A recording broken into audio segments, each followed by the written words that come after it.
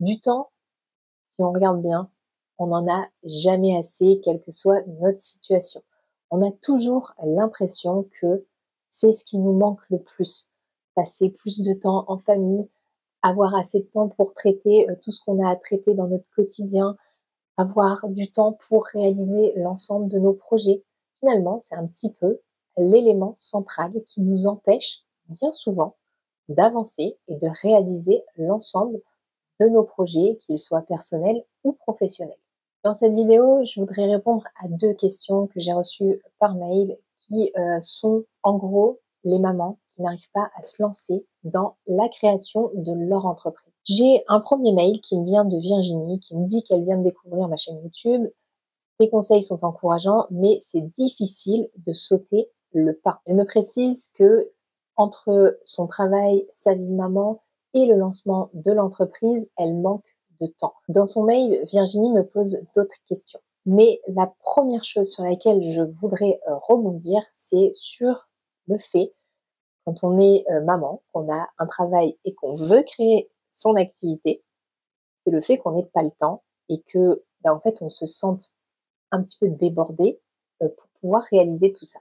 C'est la première chose sur laquelle vraiment j'ai envie de m'attarder parce que c'est quelque chose que j'ai moi-même vécu et que je continue de vivre tous les jours au quotidien puisque je suis maman, j'ai une entreprise et quand j'ai commencé mon activité, j'étais encore salariée à temps plein. Donc, je l'ai vécu pleinement. Ce que j'ai pu remarquer, c'est que déjà la première chose qui nous empêche de nous lancer concrètement, c'est pas le fait qu'on ait des enfants. C'est une excuse, mais c'est pas vraiment la raison. Le fait qu'on ait un travail qui nous prenne déjà du temps, c'est une excuse, mais c'est encore pas forcément réellement de la faute de ce travail, en fait, si on se lance pas. La première vraie excuse, c'est pas le temps non plus, c'est simplement la peur. C'est le premier truc en fait qui nous empêche de réellement nous lancer, c'est qu'on a peur de passer à l'action et de tenter l'expérience. Parce qu'en fait, ce qu'il faut se dire, c'est que quand on crée son activité et surtout maintenant avec le statut de la micro-entreprise, on peut le tenter. On n'est pas obligé de créer une multinationale avec des actions et avoir des chiffres mirobolants, avoir toute une équipe qui travaille avec nous. Non, enfin, en fait, il ne faut pas s'imaginer ça parce que forcément, on se retrouve tétanisé avec 50 clients. C'est pas ça, en fait, le lancement d'une entreprise. Quand on veut tester notre projet, on se lance en micro-entreprise, c'est là pour ça. C'est le statut a été créé pour ça. On le tente et on voit comment ça se passe. Mais pour savoir comment ça se passe, il faut réellement le tenter. Donc en fait, il faut y aller de manière un petit peu plus légère. Je dis pas qu'il faut pas prendre les choses au sérieux, attention, mais il faut pas s'imaginer tout un tas de choses derrière. Il faut déjà se dire, je vais créer mon entreprise et je vais essayer. Je vais voir comment ça se passe et si ça me convient, parce que peut-être qu'aussi, ça peut ne pas convenir. Tout le monde n'est pas fait pour être entrepreneur. C'est une réalité en fait, hein. On n'est pas tous faits pour les mêmes choses. Voilà, on est chacun différent, on a chacun notre façon de faire, chacun notre mentalité, notre caractère, et on n'est pas tous faits pour être entrepreneur. Et donc pour le savoir, il faut essayer en fait, tout simplement. Donc ça, c'est la première chose. Passer ce cap, sauter le pas, comme il est indiqué dans le mail, pour se lancer, c'est la chose la plus dure, mais parce que on imagine des choses beaucoup plus compliquées que ce que ça peut réellement être dans la réalité. Donc déjà, première chose, on va dédramatiser un petit peu la situation et on va pas se mettre en danger, on va pas se mettre dans une situation compliquée, dangereuse, risquée. Non, on va faire les choses calmement. On va prendre une étape après l'autre et on va gérer chacune de ces étapes. On a des enfants, on a un travail, effectivement, c'est pas facile et comme je l'ai dit, je l'ai moi-même vécu de me lancer dans cette situation. Mais c'est absolument pas impossible déjà, j'en suis la preuve, et beaucoup d'autres personnes le font aussi et l'ont fait et ça a marché. Donc c'est absolument pas impossible. La chose la plus importante va être forcément d'être organisé. C'est le point un petit peu le plus important. Une fois qu'on a décidé qu'on le faisait, qu'on se lance, ensuite il faut s'organiser pour que tout colle en fait, tout simplement. Et donc forcément, s'organiser, c'est cadrer un petit peu les choses. Alors c'est vrai qu'on a l'impression, on regarde les choses sous cet angle, que on va pas vraiment être libre avec notre entreprise si on doit tout cadrer, si on doit tout organiser, si tout doit être millimétré. Mais dans certains cas, c'est un petit peu nécessaire pour que ça fonctionne. Et c'est ce qui va permettre de se lancer et de démarrer en fait finalement. De savoir que tout est cadré et qu'on sait ce qu'on a à faire quand est-ce qu'on a à le faire. Et encore plus quand on a des enfants et surtout qu'on a déjà un travail à gérer finalement. On a des horaires à respecter, on a des tâches à réaliser, on doit en fait se rendre tous les jours sur notre lieu de travail en fonction de ce qui est convenu avec notre employeur. Donc ça, on est obligé de le gérer. On est obligé d'aller chercher nos enfants, on est obligé de s'occuper d'eux, on est obligé de faire toutes les tâches du quotidien. Mais rien ne nous empêche de nous organiser au mieux pour pouvoir développer notre projet à côté. Ça ne peut pas se faire en 2 minutes forcément. Il faut prendre le temps de faire les choses, il faut prendre le temps de se poser et de réfléchir à ce qu'on veut réellement pour son activité. Et finalement, l'organisation va être mise en place en fonction de ce qu'on souhaite. Qu'est-ce que je souhaite faire pour le lancement de mon activité? En l'occurrence, là, on est dans le secrétariat indépendant. Mais je pense que ça peut coller pour toutes les activités indépendantes qui peuvent être réalisées en distanciel. Donc, finalement, c'est OK. La première étape, c'est je m'immatricule déjà. C'est le premier point, c'est le point de départ en fait. Si tu t'immatricules pas, tu pourras pas de toute manière facturer des clients. Donc, c'est un petit peu le point de départ. Je crée mon entreprise.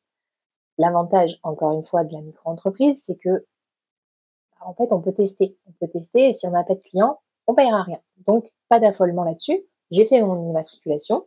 Je suis dans la légalité si je veux travailler avec quelqu'un et le facturer. Mais si j'ai rien, s'il y a rien qui tombe, c'est pas grave. Et c'est d'autant plus pas grave que j'ai un travail, donc un revenu. Donc, il n'y a aucun risque là. C'est vraiment le but là, c'est de dédramatiser la situation et de se dire que je peux le tenter sans prendre de risques. Ensuite, une fois que j'ai passé le cap de je m'immatricule ou pas, donc en fonction de ce que je décide de faire, je peux commencer à faire certaines petites démarches et me dire, OK, l'objectif, ça va être que je trouve un client, un seul client. Mais qu'est-ce que je veux faire pour ce client? Quelle prestation je veux lui proposer? Est-ce que j'ai envie de simplement lui rédiger ses factures? Est-ce que je veux juste faire du classement? Est-ce que je veux juste répondre aux appels? Est-ce que j'ai une spécificité et que je veux pouvoir répondre dans ce cadre-là, donc faire des dossiers spécifiques dans mon champ d'intervention, donc de ma spécificité, de mes compétences.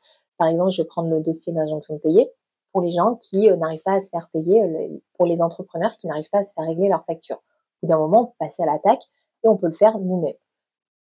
Est-ce que j'ai envie de régler ça? Ça, c'est quelque chose que je peux faire en distanciel sans aucun problème. C'est des exemples de prestations hyper ciblées. Une fois que je sais quelle prestation je veux proposer, je réfléchis à qui ça peut être utile en fait. Donc, je regarde qui est ma cible client tout simplement. Une fois que j'ai déterminé ma cible client, je vais pouvoir commencer un petit peu à les contacter, à voir s'ils peuvent être intéressés. Et tout ça sans prendre de risques. Et finalement, je me serais organisée moi pour les temps où je fais ça. Et sur les périodes bien précises déterminées, je fais chacune de mes étapes. En fait, le fait de se lancer, c'est pas c'est pas quelque chose de si lourd en fait finalement. C'est juste de passer de 0 à 1, de j'ai pas d'entreprise à j'ai une entreprise, mais même si elle fonctionne pas encore, c'est pas grave. Voilà, là on est dans une situation et je reviens, j'appuie bien sur le fait que là on est dans une situation où on a déjà un travail, on est maman, donc on peut pas prendre de risques. On est et puis de toute manière on a un revenu, donc en fait il n'y a pas de risque. Si ça fonctionne pas, c'est pas grave, mais on aura essayé et c'est ça, je pense, le plus important. Ce qu'il faut retenir là-dedans, c'est qu'on reste pas sur ah je sais pas si ça aurait pu marcher parce que en fait j'ai jamais essayé et ça je crois que c'est pire que de pas y arriver en fait. Voilà, tout simplement. Donc on est vraiment sur je le tente, je fais une étape après l'autre et je détermine le sens de chacune de mes étapes. Donc je m'organise dans ma vie pour pouvoir faire chacune de ces étapes et déterminer à quel moment je fais ces étapes, mais je m'organise aussi dans mes étapes. et c'est-à-dire que je détermine le sens de chacune de mes étapes et je les réalise les unes après les autres, sans aucun affolement, sans aucune pression, sans stress, sans vraiment en fait me dire il faut absolument que j'y arrive. Non, parce que plus on se le dit, plus on stresse, plus on galère en fait tout simplement. Réellement, c'est vraiment ça le truc. Donc il faut y aller vraiment de manière détendue et se dire que de toute manière, personne ne le sait encore. J'ai aucune encore responsabilité puisque j'ai pas encore de clients, j'ai rien en fait qui tourne sur cette part d'entreprise. Donc pour le moment, en fait, il y a aucune conséquence à ce que je vais faire. Donc voilà, en fait, la seule chose que je peux avoir, c'est des clients. Ensuite, s'organiser dans sa vie, c'est aussi en fonction du travail. On l'a dit, il y a des horaires à respecter, etc. Donc tout ça, en fait, c'est déjà cadré. On sait que pendant ces moments de travail, je peux pas en fait faire quelque chose d'autre, c'est impossible. En fonction du temps que j'ai en dehors, je vais m'organiser sur ces plages-là pour faire chacune de mes étapes. Dans ma vie de maman, c'est la même chose. Je vais m'organiser pour être sûre que mes enfants sont gardés au moment où je fais chacune des étapes. Parce que, on va pas se leurrer, c'est hyper compliqué en fonction de l'âge des enfants aussi, de travailler pendant qu'ils sont dans nos pattes, qu'ils sont en train de nous parler et qu'ils nous sollicitent tout le temps. C'est ingérable. Et toutes les mamans le savent, c'est pas possible en fait. Si l'enfant il est pas gardé, qu'il n'est pas occupé quelque part avec quelqu'un, ben, ça va être compliqué en fait, parce qu'il va avoir besoin d'attention et que c'est normal, c'est un enfant. Donc il faut trouver une solution pour ça. Il faut surtout, et là je parle aux mamans parce que je sais, faut pas se reprocher de faire garder nos enfants parce qu'on a un projet. Il faut pas s'en vouloir, il faut pas avoir l'impression de les abandonner. Il faut se dire que c'est pour le bien de tout le monde. Si c'est un objectif dans la vie de la maman, ça va être bon aussi pour les enfants. Si la maman est épanouie, qu'elle se sent bien dans sa vie, qu'elle est sereine, qu'elle est épanouie, les enfants ils vont le ressentir, ça va vraiment en fait se refléter et ils vont avoir les bénéfices de leur maman qui est épanouie, qui se sent bien et qui développe son projet. Donc c'est hyper positif pour tout le monde. Donc ça c'est vraiment sur le plan organisation pour pouvoir y aller et pour pouvoir se lancer, pour sauter le pas concrètement, parce que vraiment, si c'est quelque chose qu'on veut vraiment au fond de nous, il faut qu'on mette toutes les chances de notre côté pour que ça fonctionne. Pour que ça fonctionne, il faut se lancer à un moment donné. Donc il faut y aller, il faut essayer, et il faut vraiment garder en tête que on est en mode test. On n'est pas en train de jouer notre vie, on est juste en train de tester, voir si ça peut le faire pour nous, si on a une clientèle qui peut être en attente de nos compétences, qui peut avoir besoin de nos services. Donc je pense que ce que je vais faire, c'est que je vais préparer un petit fichier que tu peux télécharger, qui va reprendre chacune des étapes que moi je conseille de mettre en place pour se lancer tranquillement. Voilà, en fait, moi j'ai une façon de procéder un petit peu différente. On va d'abord faire des démarches de prospection pour plus voir si on a une clientèle. Voilà, en fonction de notre cible client, etc., on va pouvoir aller tâter un petit peu le terrain, voir si on peut avoir de potentiels clients intéressés avant même d'être immatriculé. On n'est pas dans l'illégalité puisque l'immatriculation, faut qu'on l'ait à partir du moment où on travaille pour des clients et où on les facture. Si on est juste en train de tester, de voir, de se renseigner si ça peut intéresser autour de nous, en fait, il n'y a aucune difficulté. On se renseigne. Une fois qu'on voit que ça prend et que ça peut intéresser, on passe à l'action, on s'immatricule et on y va, on collabore et on facture. Donc moi, ce que je te propose, c'est d'aller dans la description, de télécharger le fichier que du coup je viens de décider de te préparer, avec chacune des étapes pour se lancer tranquillement, sans stress et surtout d'avoir cet ordre d'étapes qui va te permettre d'y aller vraiment tranquillement sans te mettre la pression. Voilà, c'est le but. Donc va dans la description, télécharge ce fichier et tu le recevras directement dans ta boîte mail. Alors maintenant, on va passer un petit peu aux autres questions du mail. Et en l'occurrence, donc la question suivante, c'est je me demande si c'est mieux de se lancer seul ou dans un réseau. Aurais-tu un conseil? Alors, ça, c'est en fonction du caractère de la personne.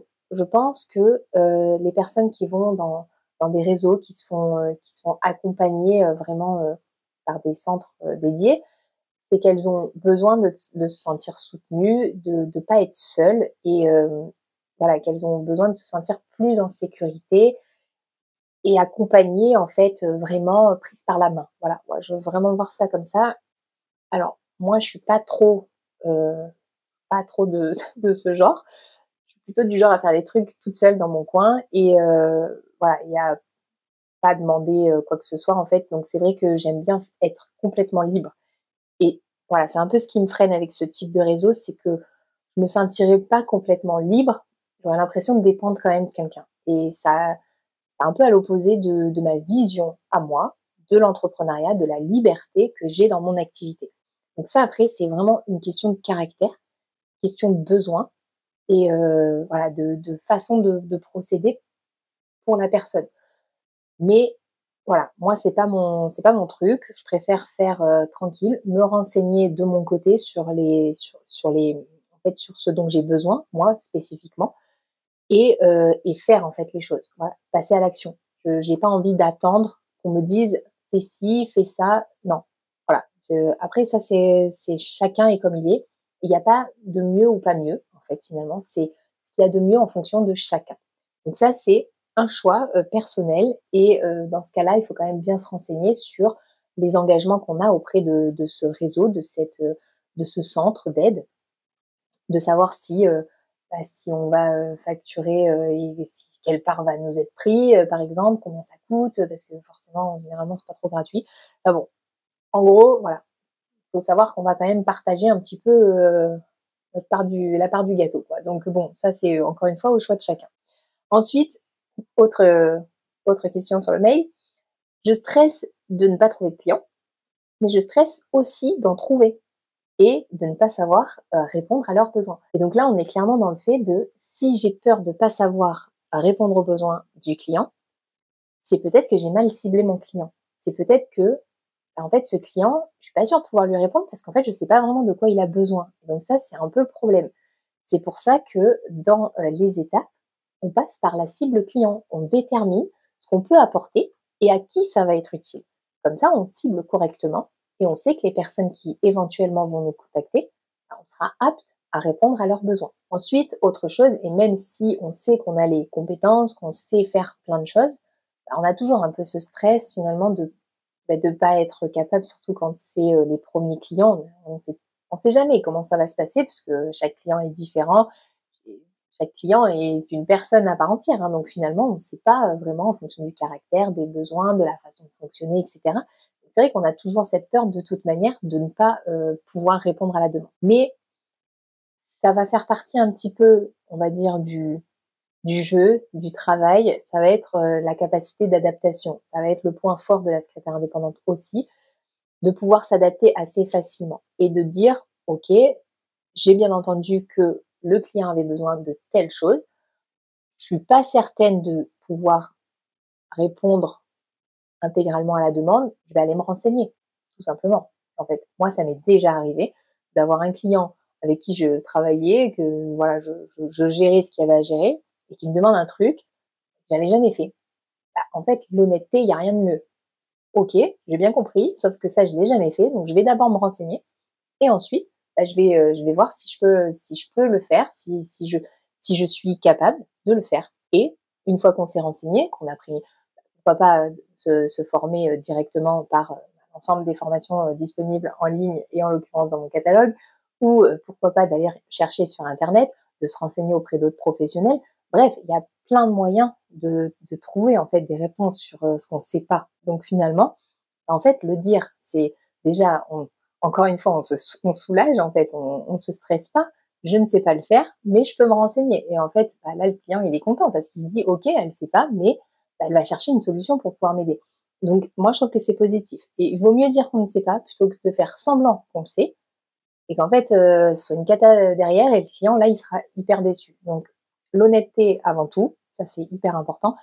Mais surtout, voilà, de pas se mettre dans une situation qui va être hyper stressante et désagréable parce qu'en fait, on aura dit un truc qui est faux et qui va nous stresser, plus que tout, hein. Donc ça, c'est voilà, c'est normal de ne pas savoir tout faire. C'est normal de devoir se renseigner parce que, bah, on peut pas savoir tout, en fait, c'est impossible. On a chacune nos compétences, chacune notre domaine de prédilection, nos voilà, nos facilités, c'est normal, donc pas de souci. Et si vraiment on se rend compte que les demandes sont trop éloignées de ce qu'on est capable de faire, c'est qu'on a mal ciblé notre client idéal. Donc on recentre un petit peu notre recherche et on fait en sorte que les bonnes personnes viennent à nous. Voilà, ça c'est hyper important. Alors ensuite, autre question. Concernant le nom de l'entreprise, y a-t-il une déclaration spécifique à faire? Alors, si tu te lances en micro-entreprise, lors de ton immatriculation, et donc là tu peux aller sur la vidéo tuto création d'entreprise que j'ai faite, quand tu vas faire ton immatriculation, tu peux rajouter un nom d'entreprise. Ce qu'il faut savoir, c'est qu'en micro-entreprise, tu vas être une entreprise individuelle et que il va y avoir ton nom et ton prénom qui vont être affiliés. Si tu veux rajouter un nom commercial, tu peux. C'est absolument pas obligatoire. Donc ça, c'est vraiment voilà. Donc la déclaration spécifique à faire, ce serait au moment de ton immatriculation que tu rajouterais cette dénomination un peu voilà non commerciale que tu as envie de voir apparaître. Mais c'est pas obligatoire. Donc ça, c'était pour le mail de Virginie. Maintenant, j'ai un deuxième mail qui est un petit peu similaire, qui me vient de Oran, qui elle aussi est maman, qui elle aussi a un travail et qui me dit par contre que elle finalement elle sent qu'elle est un peu à bout de souffle dans son emploi et que voilà, elle a l'impression que ça colle plus. Elle aimerait bien changer et faire une reconversion professionnelle. Elle a un BTS assistante de gestion et elle s'aperçoit que le poste de secrétaire indépendante pourrait lui convenir. Mais la peur de se lancer met un frein. Donc j'ai déjà un petit peu répondu sur la peur de se lancer, qui met un frein, c'est vraiment le blocage. Voilà, c'est simplement qu'on a peur, mais parce qu'on se met trop la pression et qu'on s'imagine des trucs beaucoup plus compliqués. Ce qu'il faut vraiment, c'est encore une fois y aller en dédramatisant la situation, c'est se dire que j'ai encore mon emploi qui me permet d'assurer un revenu. Je suis maman, il faut que je m'organise, mais je procède étape par étape en fonction de ce que j'ai prévu de faire. Donc ça, c'est vraiment le point de départ.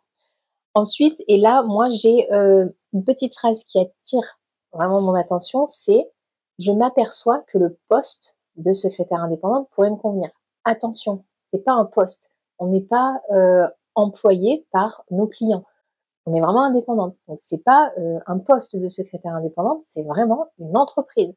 Il faut en fait se mettre dans la posture aussi d'entrepreneur. On est en gestion de notre propre entreprise et on a des clients. On n'est plus employé, on n'est plus sous la directive réelle d'un employeur. Donc ça, c'est vraiment le petit mot, moi, qui me chiffonnait dans la phrase. Donc il faut faire attention et bien faire la distinction entre les deux, parce que la posture que tu vas avoir va finalement aussi un petit peu déterminer ton avancement dans ton projet. Tu n'es plus en dessous, en fait. Tu es au même niveau que tes clients, puisque vous êtes tous les deux des entrepreneurs. Vous collaborez. Tu ne travailles pas pour lui comme un salarié travaille pour son patron. Donc, il faut vraiment faire attention à ça. Et pour ce qui est de la reconversion, moi, vraiment, le conseil le plus, voilà, vraiment le plus important, celui que je donnerais, c'est de suivre toutes les étapes. Et encore une fois, moi, je vous invite, toutes celles qui ont envie de procéder par étapes de manière hyper simple, en dédramatisant la situation, de manière totalement sereine, de télécharger le fichier que j'ai préparé qui permet de suivre une étape après l'autre, sans se mettre la pression. C'est vraiment le but. Et j'espère que ça vous sera utile à toutes celles qui en ont besoin et qui veulent vraiment passer à l'action et passer le cap de cette peur de se lancer. N'oublie pas de t'abonner à la chaîne si ce n'est pas encore fait pour voir les prochaines vidéos. Et en attendant, je te dis à très bientôt dans une prochaine vidéo.